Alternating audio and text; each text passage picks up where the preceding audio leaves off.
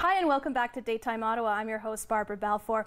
We're in the thick of family travel season, so how do you make it to some sort of exotic destination or travel abroad with young children and do it painlessly? It is possible, and blogger Jennifer Madigan is here to teach us how and share some of her secrets. Thank you so much for joining us today. Thanks for having me. So you've got young children yourself? Yes, I have a 4-year-old and a 1.5-year-old. And you just came back from an overseas trip. Yeah, we took 10 days in the United Kingdom. We flew in and out of London but had a wedding in Scotland, so we did a bit of a road trip from London up and back down again. And how was it? It was great. I have to say, this is one of the best trips we've had so far. We learn every time we go with the kids, and we make some adjustments, and I think we got things pretty close to perfect this time.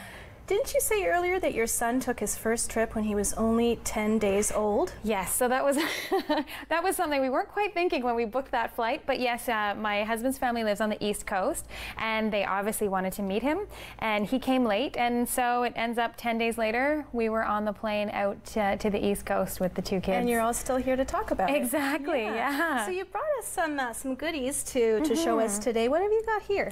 So this is a baby carrier. This is the Beko Gemini, which is the one that we've always used. The nice thing about this one is you can use it from birth all the way up and turn it into a backpack carrier.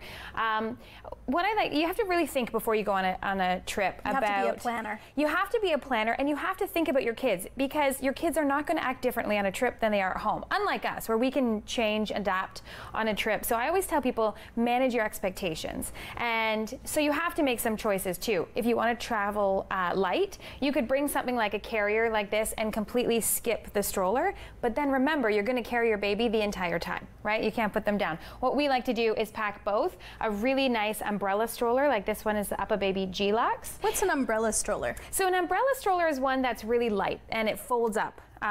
Usually quite compact, and it's great for travel because you're already bringing so much stuff. You want to put this on the plane, so you want to have something compact. The thing that we like to have though when we're traveling is an umbrella stroller that reclines so that you can have them nap on the go, because their schedule is also not going to change. So if they're a 2-time napper at home, they're a 2-time napper on the trip. What you can do sometimes though is have them nap on the go, as long as you have a stroller that reclines, a nice sunshade. So this one is great, and I have to say, we just took this one on our trip to try out. I think every parent should go into a store with a coffee and something heavy and try to maneuver. And this one it worked really well on cobblestones and different trails. So, well, especially if you're going to Europe, that's a godsend. Yes, exactly. Yeah. It was great. We forgot our Beko Gemini this time and really missed it because we couldn't do something like a hike, because my son is just too young to go on something like that. So you really do have to think.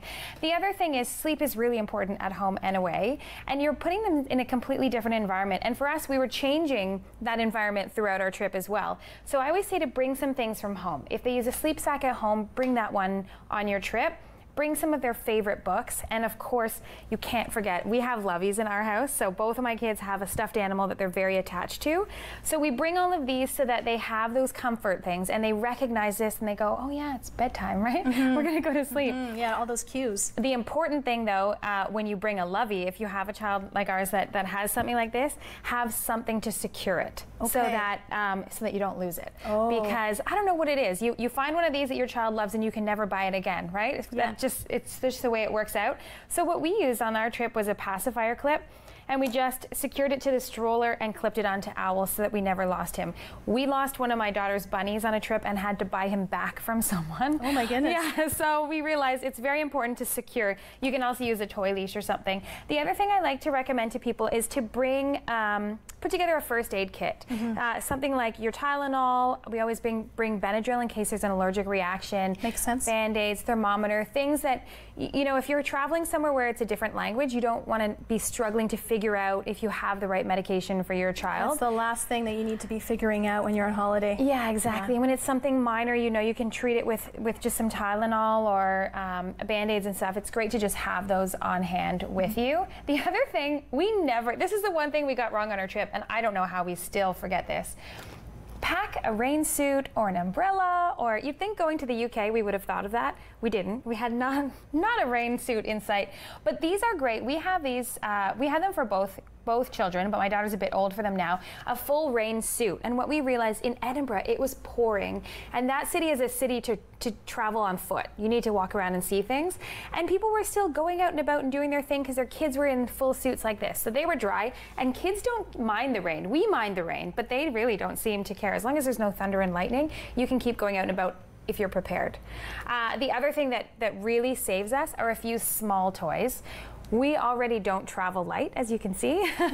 So we try not to bring too many toys, but we brought a few little trucks for my son and actually my daughter as well. They both played with these cars like they were the best thing on earth. Every time we went out for dinner or we had, you know, lull time at the airport, these little cars just saved us. Or we get, like, you know, the magic marker books where the marker doesn't color anywhere else. Yes. And so we get things like that for my daughter. Something as simple as stickers, anything to sort of distract them if they start to get fussy on the airplane or at the airport or at a restaurant. We like to have our little bag of tricks that we can pull out. And sometimes even something like a new book can help out, especially when your flights are delayed, which ours were.